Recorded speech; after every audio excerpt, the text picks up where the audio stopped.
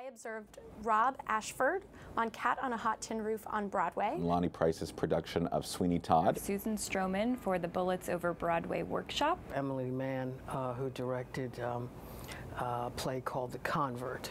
The Broadway production of Evita in the spring of 2012 with Michael Grandage. Breakfast at Tiffany's, directed by Sean Matthias on Broadway. Pam McKinnon's production of Who's Afraid of Virginia Woolf at Steppenwolf Theater Company. Max Stafford Clark at the Culture Project. Susan Stroman on the New York workshop of Big Fish. Doug Hughes at Shakespeare Theater Company in D.C. Martha Clark's production of Three Penny Opera at the Atlantic Theater Company. Director Sheldon Epps with SDC Foundation in Pasadena Playhouse. And then I was the observer with Erica Schmidt on Taking Care of Baby at Manhattan Theater Club. I applied to the SDCF Observership program because I wanted to watch a true master of their craft working day in and day out on a production. I felt like I was really curious about the large-scale workings of a Broadway room. I realized I had a gap in my resume where I didn't really have a strong background in assistantships. As I had researched a lot of internships and apprenticeships and fellowships,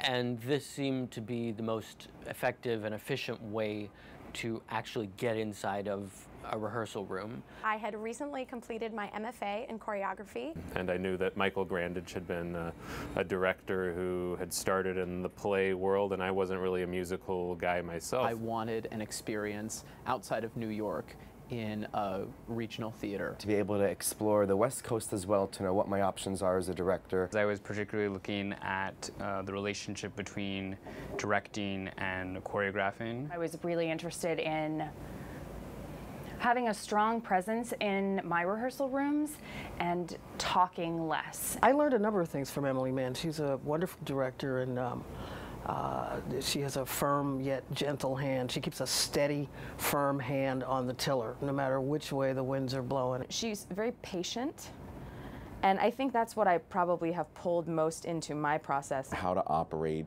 with grace under pressure, with confidence, with ease, no matter how hectic the situation. Don't second guess yourself before you put something in the room. I think that's a really valuable thing that's very simple, but being able to see it practiced at the highest level. Just to be there in the room with these people and see how much is going on at any given moment, you know, that whole floor of rehearsals was basically, you know, this beautifully executed compound of 10 things happening at once. I was more used to observing directors that focused on the text and built the play around the words on the page.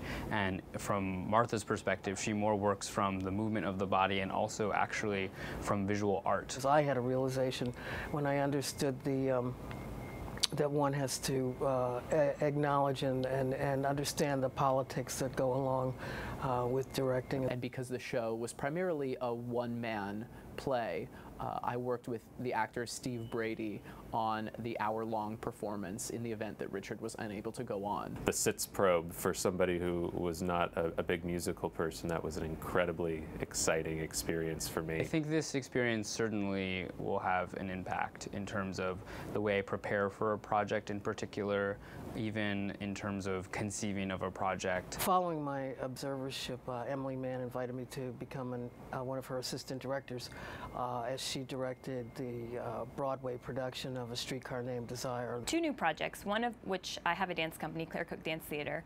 We're working on a modern contemporary dance version of Stravinsky's Firebird, which will be in collaboration with the Acadiana Symphony Orchestra in Louisiana. The past year I've directed 2 productions with the Yale Dramatic Association, and actually, you know, it was a perfect activity for me coming out of Evita. I've had the opportunity to assist for Des McAnuff and direct my own work around New York City. I've worked as a choreographer on a workshop of a new musical. I'm directing the regional premiere of Memphis in Los Angeles, California, and I do not think I would have received the job had I not done the SDCF Observership. I have actually been running my own dance theater company and creating new pieces of dance theater that incorporate dance and music and movement. I got to go to Berkeley Repertory Theater over the summer and work with Sean as his assistant on the out-of-town tryout for No Man's Land.